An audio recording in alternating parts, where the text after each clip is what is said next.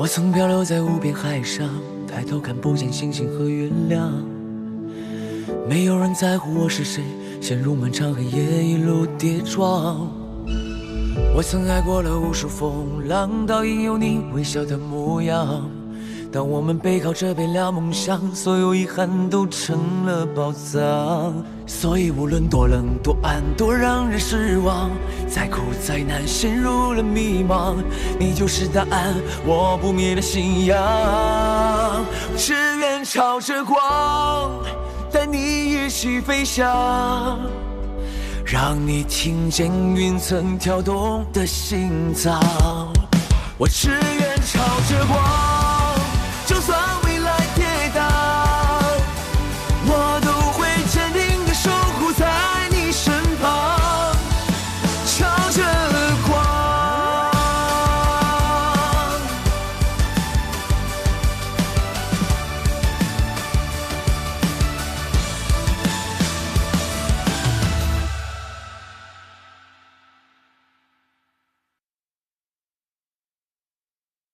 那天我走的时候，你给我送的包裹，就已经超出了邻居对邻居、债权人对债务人，甚至是普通朋友之间的情谊。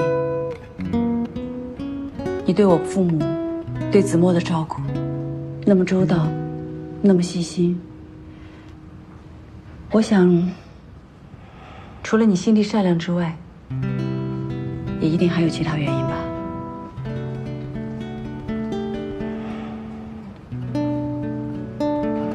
终究还是被你看出来了。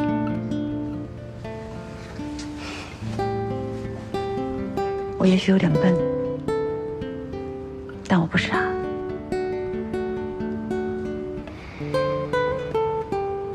对，你的判断是正确的。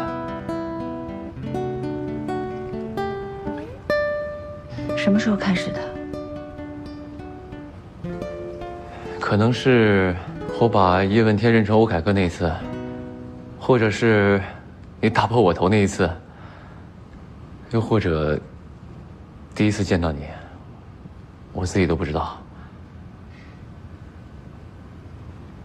这不应该发生。可这已经发生了。我结婚了，是我丈夫坑了你。我比你大好几岁，我还有孩子。可我就是爱上了你。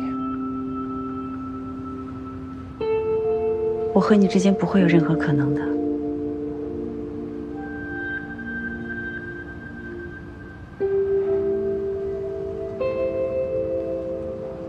我要的也不是什么可能。那你要什么？我要的很简单，就是希望你健康、快乐、幸福。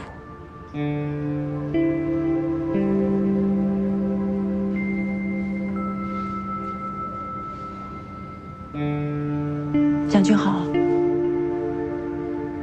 我是有夫之妇，可你那个丈夫就是个混蛋。不管他是什么人，只要法律上他是我的丈夫，我就没有资格接受你的爱。我也不可能在知道你的情感之后假装什么都没有发生。那如果你没有丈夫呢？没有这种如果。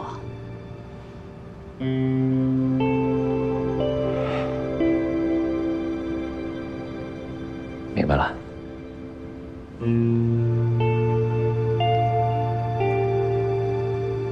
谢谢你一直以来对我、对子墨还有我父母的照顾。从现在开始，我需要和你保持距离。什么意思啊？明天我去找房子，我搬走。不是你要搬走？别！要搬也是我搬。这小区离子墨学跆拳道的地方很近，2、3分钟就到了。而且他和小区的那些小朋友已经混熟了，更何况还有你，这儿离电视台也近，你上班也方便。啊，那个，你给我1星期的时间，1星期之后我就搬走，我不会再骚扰你了。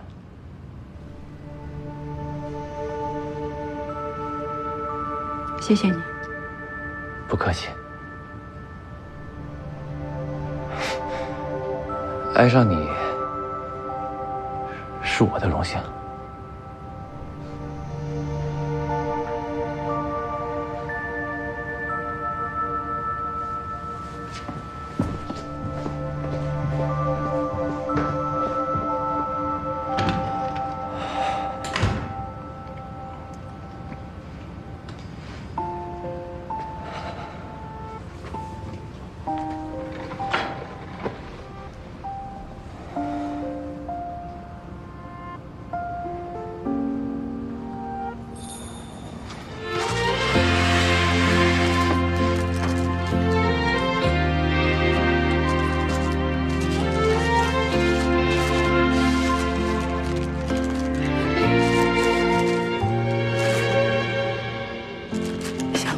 推开疲惫的乌云，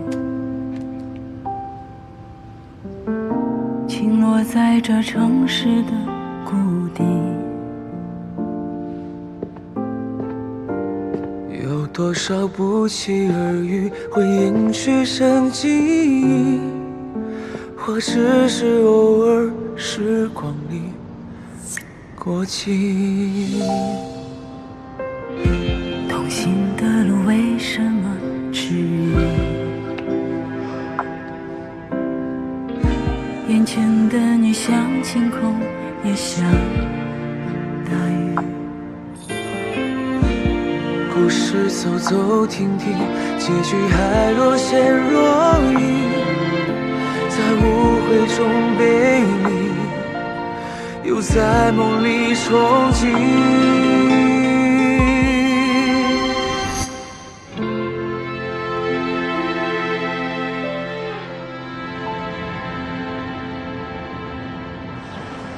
你拒绝他了？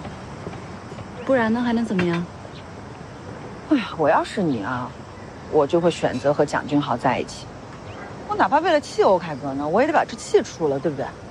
你在劝他婚内出轨吗？你别胡说。他说的。对，我说的。欧凯哥都已经这样了，也没有必要再为了他维持这段婚姻了吧？行了，你们别为我操心了，我自己有分寸。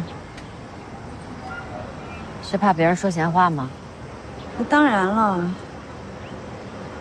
瓜田李下的总要避嫌。那你当时让人家住到你家里去的时候，怎么不想着避嫌呀？那时候也没什么想法，有什么怕的？所以现在是有想法。这个问题问的有水平。唉，在我跟欧凯哥关系没有一个尘埃落定之前呢，我是不可能对任何人有想法的，这是底线啊！别说我了，说说你自己吧。这次跟任杰关系有点微妙的变化吧？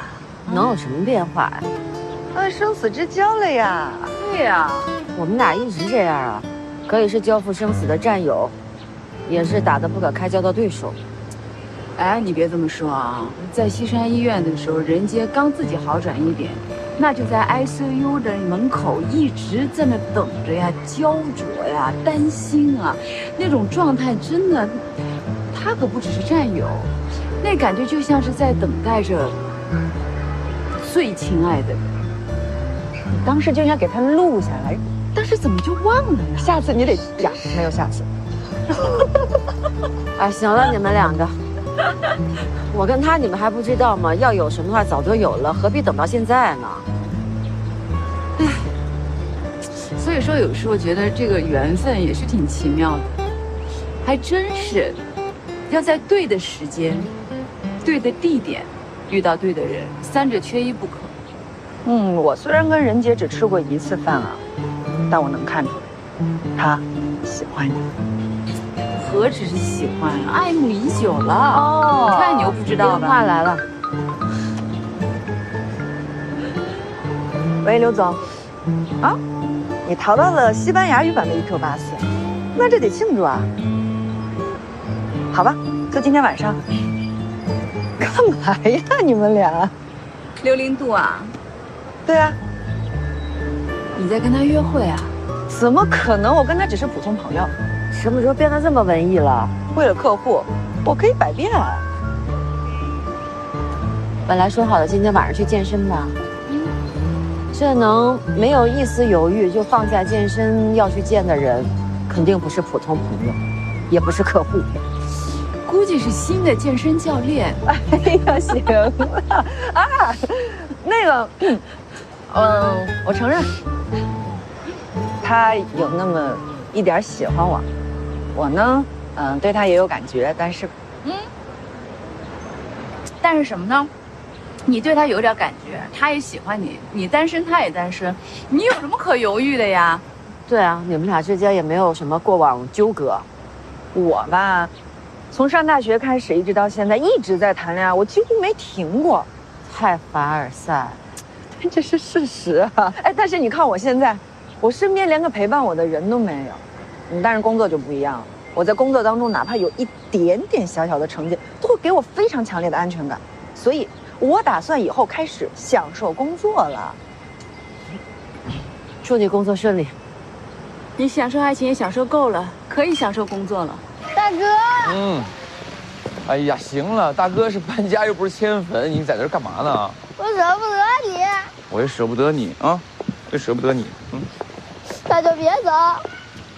大哥现在事业有成，我得换个大点的工作室，我得搬走。你为什么要事业有成？你不希望我好好的呀？啊，你不希望我好好的？喂，你快劝劝大哥，让他别走。子墨，大哥有自己的事业，有自己的朋友，他也不能跟你一辈子。我是这样劝他，怎么还劝起我来了？要不这样，你妈要是同意的话，你可以每周周日到我工作室来给我当小助理，好不好？这样咱们又能在一起了。可以吗？有工资吗？你还要工资呢啊？行，一天给你30，行不行30谁来呀？至少50。行，50就50，好不好？开心了吧？不哭了啊？哎，大哥，这些东西需要帮你装车吗？对，这个包和箱子都搬过去。哎，好嘞。你帮我把这个琴拿过去，别让它给我碰坏了啊。好的，老板。好，去吧啊，给你加班费啊。啊。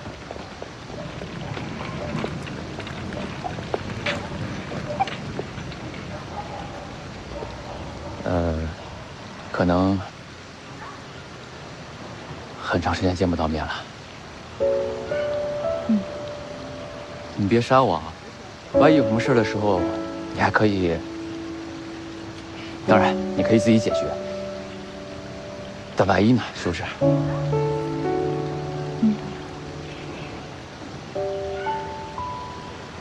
那个，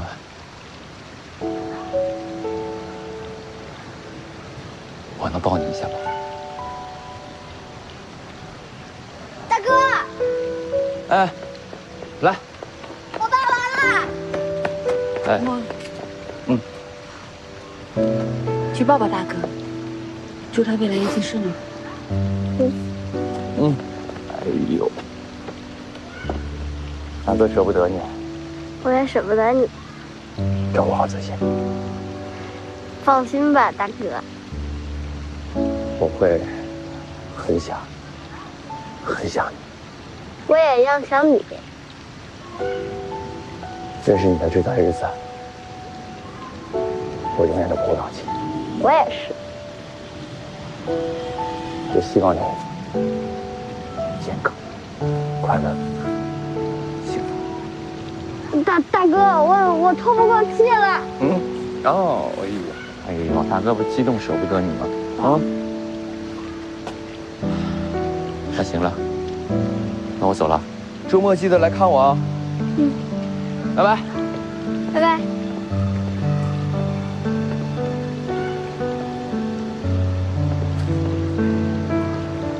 拜拜。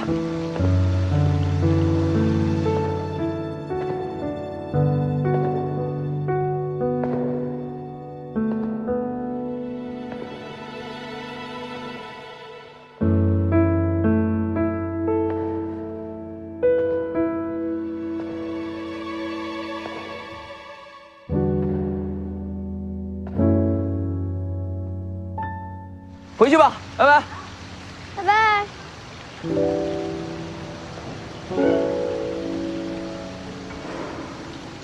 回去吧。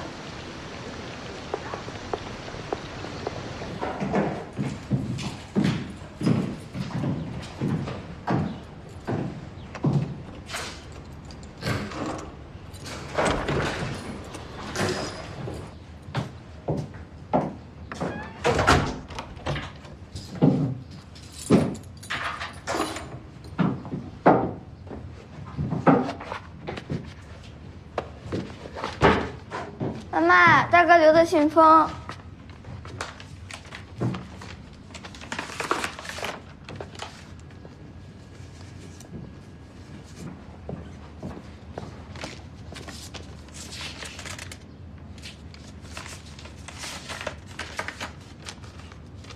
物业和宽带已经缴费到明年年底，水费、电费、气费一冲是2000。妈，今天中午吃什么呀？我去冰箱看看。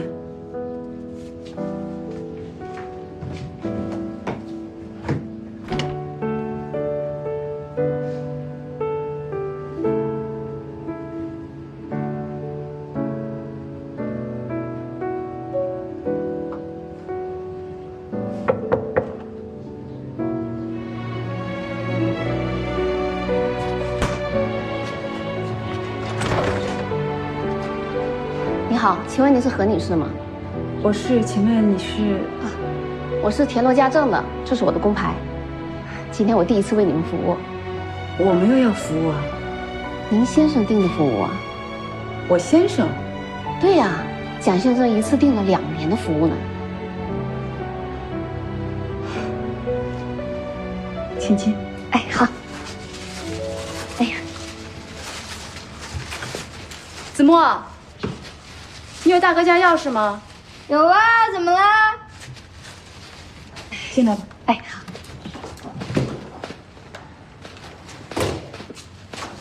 好。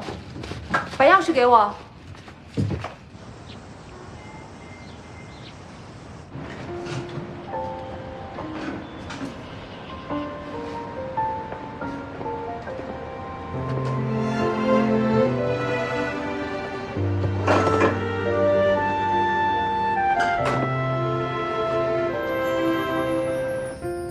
迎着风，走在城市夜空，云和繁星装点着绚烂的梦。抬起头，望向这片浩瀚，用线条描述你的模样。给我一支彩色铅笔，画出一道银河在宇宙的边缘，有关时间岁月所有光阴，阑珊背后燃出了彩虹。在你的天空，如果你看到了这张纸条，你一定在想我。用指尖触碰，映入双眼的轮廓。把余生漫漫长路，夕阳和过往融进笔墨。当缤纷渐渐褪色，随浪潮飘向远方，失去了才懂。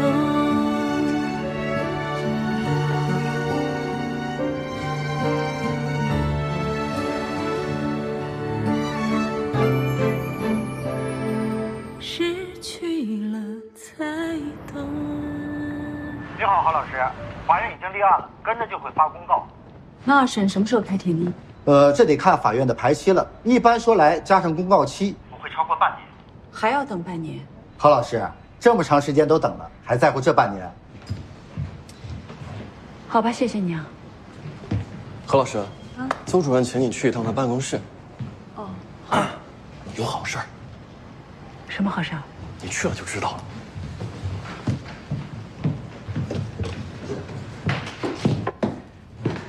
走。邹主任，你找我？哎，何欢，哎，来坐。最近呢，台里启动融媒体的改革，我想听听，在这方面你有什么想法没有啊？说实话啊，我最近一直也在研究新媒体的一个传播规律和生存之道，并由此产生了一个新节目的构想，正准备提交给频道的编委会。嘿，好啊！哎，您快说说。我想利用新媒体的手段，重新打造频道的文化类读书节目。怎么，你还是没有放下当年的读本好书？我觉得，如果是新闻节目代表一个频道的综合实力的话，那么读书节目也能够代表一个频道的品味，不能轻易放弃。现在呀，是看手机的人多，看书的人少。那如果把手机和读书结合到一起呢？何欢，你不要忘了，当年的读本好书正是因为曲高和寡才被停掉的。所以啊，我更想寻求一条曲高不和寡的路。哎，既然是探索嘛，它肯定就有风险。我不知道你这个设想，频道编委会不会通过。另外，关于你的未来，频道另有考虑。比如呢？你看，自从白杨辞职以后，新闻进行时的制片人一直由我代理。今天频道编委会正式提名，从下月起，你将担任新闻进行时的制片人兼主播。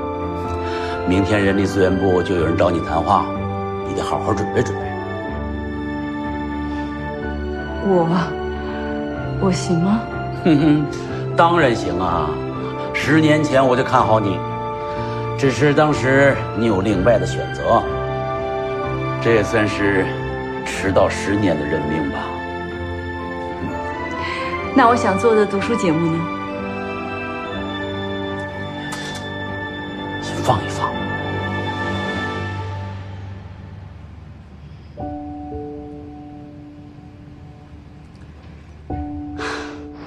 老师让你们练习的都记住了没有？记住啦！下个礼拜我要检查的啊。好，下课。好，小椅子都搬过去。真棒！你们家长都在门口接你们了啊。来，拜拜。来，跟老师再见。这样心情看到你的进步啊，越来越棒。拜拜。快点，一会儿去我家玩吧。可以呀。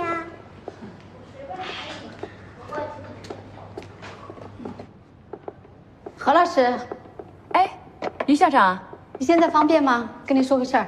哦，刚好，我也有事想跟您说呢。那你先说。啊，首先非常感谢你，在我最困难的时候，给我这份工作。但是，因为电视台的工作调整的关系，所以接下来我可能要全身心的投入，不能再兼职了。巧了。我也想跟你谈一下兼职的事儿。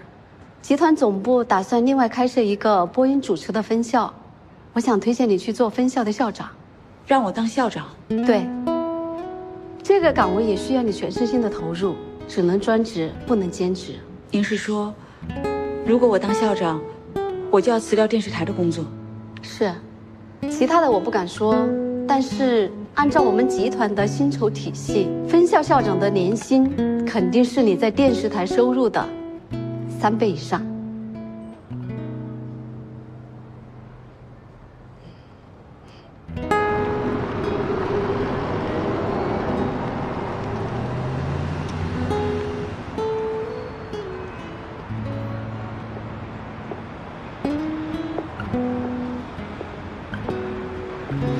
从下月起，你将担任新闻进行时的制片人兼主播。这个岗位也需要你全身心的投入，只能专职，不能兼职。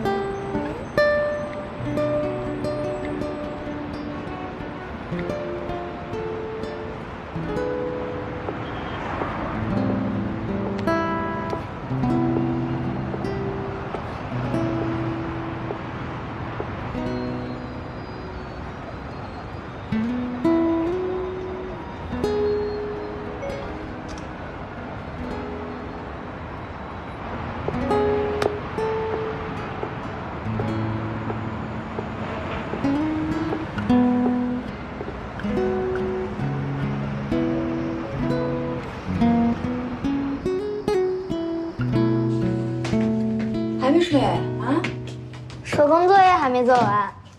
在做什么呢？西。哎呦，我看人家家长群里做的都什么花啊、灯笼啊，一下就做好了。哟，人家做的真的好可爱啊！啊，你得做多久啊？人家做那么快。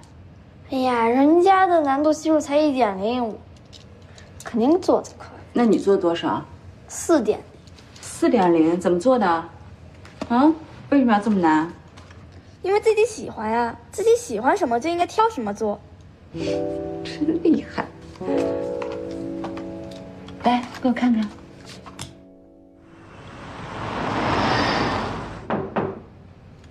进来。啊，行了，行了，我知道了啊。黄书记，您现在有空吗？想跟您聊聊。坐。说吧。因为我个人呢，比较喜欢读书，而且我坚持认为，做精神食粮的节目是观众的刚需。过去可能自己认知不够，再加上有些自恋，才把节目做得比较死板，把读本好书带进了个死胡同。但其实最近1年多，我一直在研究互联网思维和新媒体战略，而且有了一些新的思考。我认为现在是时候把这些思考付诸于实际。你说的这个精神食粮啊，我是非常赞同啊。我们现在推进的媒体深度融合发展，那就是要去占领舆论导向、思想引领、文化传承和服务人民的传媒制高点。只是目前呢，频道存在着一些具体的问题，所以呢，节目规划当中啊，暂时还没有读书类的节目。我非常理解，我也知道现在频道对文化类的节目现在还没有这个规划，所以我想跟您提出停薪留职，我想自己创业。做自媒体？是。我不知道这个决定是不是正确，所以想来跟您聊聊，听听您的意见。啊。那你评估过创业的风险吗？据我所知，你现在是一个人生活，啊，还带着个孩子。创业一定是有风险的，这些呢其实考虑过，但是不是在我顾虑的范围之内。如果方向是正确的话，我认为这个时机是最好的，我想去试一试。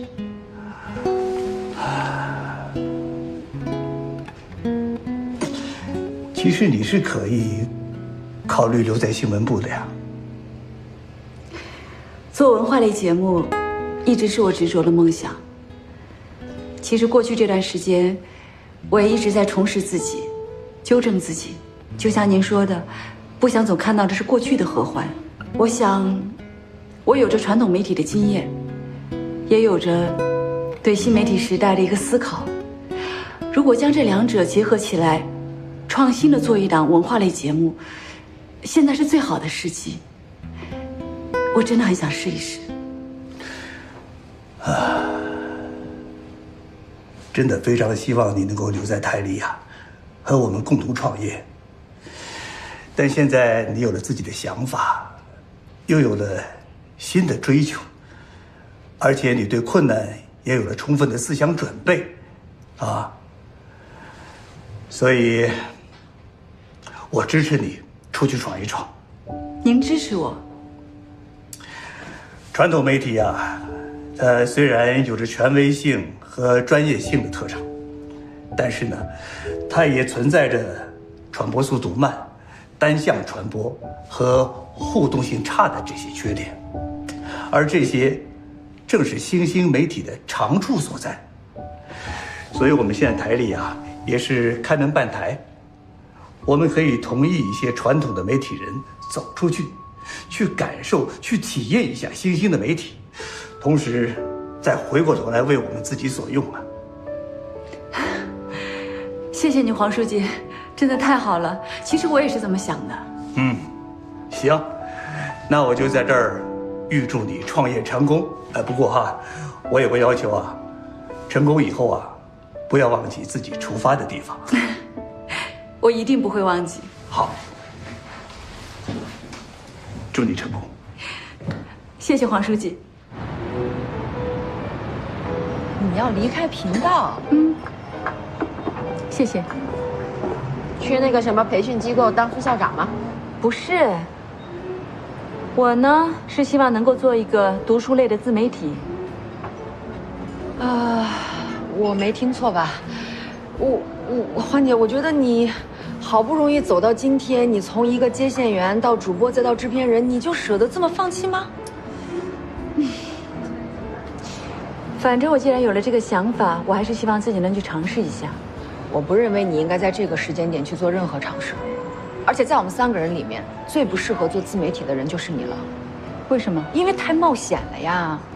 你上有老下有小，你哪有时间呀？而且自媒体是需要烧钱的，你还有外债呢。但就是这些也阻挡不了我追求我的梦想的权利吧？我觉得你应该坚守在电视台。同意。你自己为什么不坚守？我有我的理由。你有什么理由？我也有我的原因啊。好，那就这么说吧。做自媒体需要流量，是需要烧钱的。你资金从哪来啊？团队从哪来？刚开始呢，其实团队不用多大，也不需要多少钱。你们看，其实满大街拿着手机就会做自媒体，我为什么不能做呢？自媒体还是需要平台推流，或者是去购买流量的，不然的话很难引起观众的关注度的。这件事情肯定没有你想的那么容易，你会很辛苦的。辛苦我不怕，当然你们说的这些一定是一步一步慢慢来，但我总需要开始吧。想清楚了。我不光想清楚，其实这段时间我一直在研究新媒体，也做了不少方案，你可以看看。说不定你能给我介绍一些客户。这是节目方案，别小看我的节目方案，我都改了8稿，可以给你看看。当然还有你们最担心的风险评估，你们能想的我也能想到。来，包括团队的运营方案，整个节目的运营方案都在这里，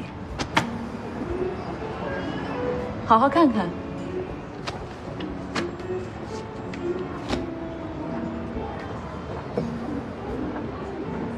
我支持你。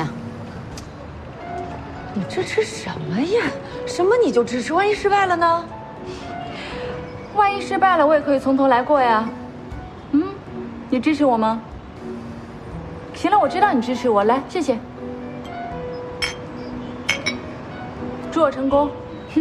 祝你成功。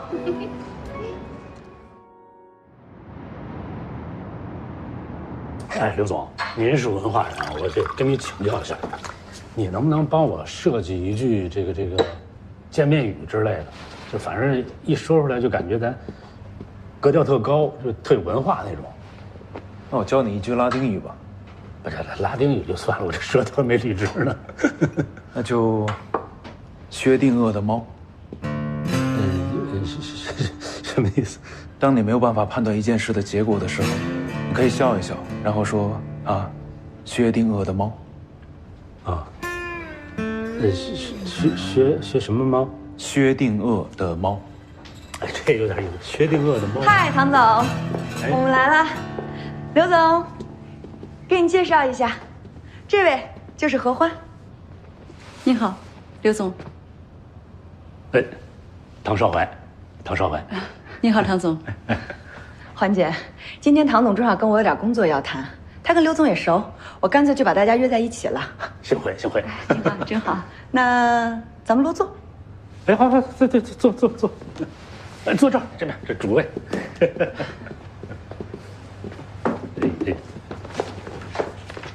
唐总，哎，咱们今天谈正经事儿，就喝点不容易上头的青梅酒。行，喝什么都行，我无所谓。刘总，你是我在这个世界上见过的读书第2多的人，你知道第1多的人是谁吗？我们欢姐。所以当他告诉我他想做一档非常有品质的读书类节目的时候，我第一个想到的就是你。我觉得你们俩一定会一拍即合。这资我跟你说，你要不投，天理不容。现在大部分的读书节目都是挂着学问的羊头，贩卖着焦虑的狗肉。所以呀，欢姐她才下定决心要做一档真正有品质的读书节目，以正视听啊。如果你真的可以做出品味、格调、气质、风骨，那我可以考虑投资。谢谢刘总。刘总，别的我不敢保证，哎，就气质这一方面，我们欢姐给你拿捏的死死的。对了，我特意带来了我们的策划书，你有时间的话可以看一看。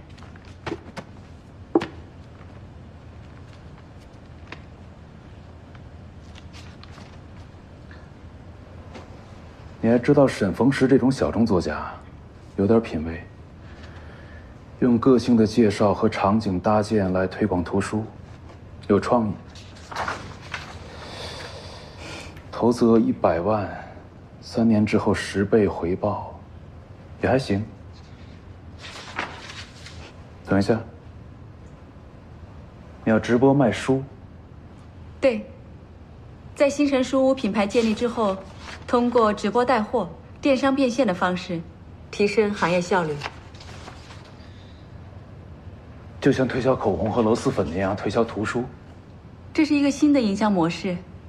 在直播间，我可以分享我的阅读心得，然后向观众推荐这本书的有趣故事，提升他们对这书的兴趣。同时，在直播的时候可以有多些互动，了解观众的需求，更加精准地销售书籍。直播间就是一个低价倾销的地方，在直播间卖书，跟摆地摊有什么区别？那是对书的亵渎。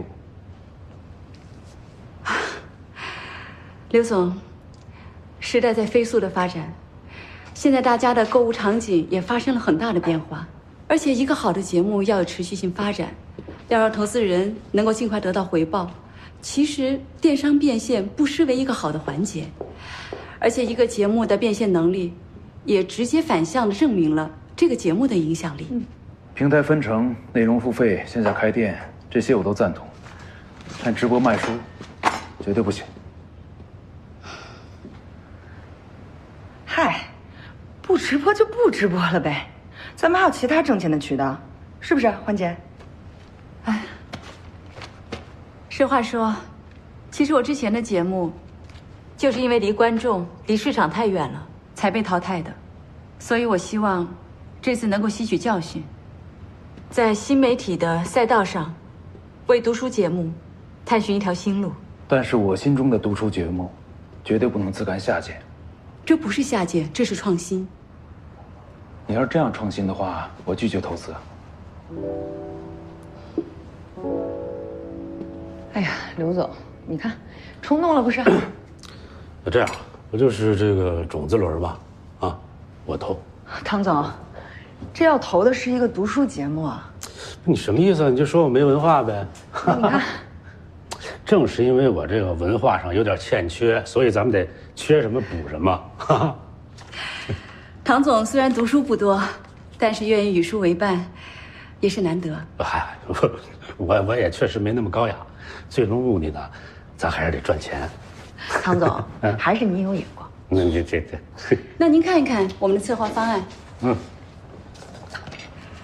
这个呢是针对各类型平台对读书栏目的一个运营数据分析，还有我们也做了当下的观众对文化类节目的一个心理分析。我们针对当下受众的一个心理画像，规划出了第1阶段的内容，这些都可以看一下。哎，反正你也别跟我说那么多了，你就直接告诉我，我出100万能占多少股？20%。那不行，那我得占60%。种子轮一般都不会超过25%的。那你这个财务预测呢？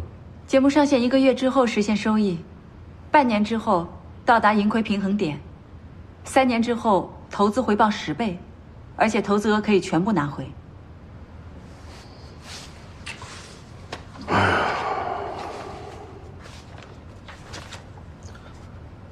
行，那就20%就20%吧，啊。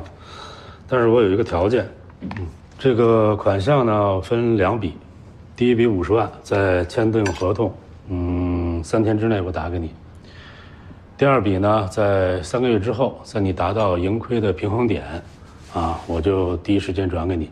如果达不到目标，那对不起了，这投资取消，而且你们必须无条件的回购我所有的股份。哦，那不管是哪一种结果，你都1分钱不亏啊。那我还赔利息了呢。哎呦，唐总，你可真是个奸商。谢谢夸奖。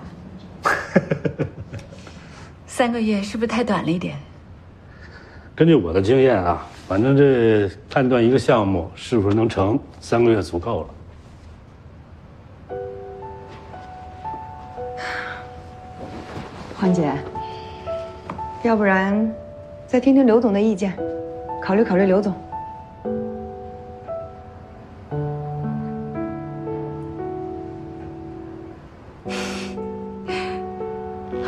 首先非常感谢2位，百忙之中来听我讲述这个项目。刘总，很遗憾这次没有能够合作成功，但希望以后有机会。唐总，感谢你，希望我们能够合作愉快。哎呦，共同发财。我先提醒一句啊，你是在与虎谋皮啊。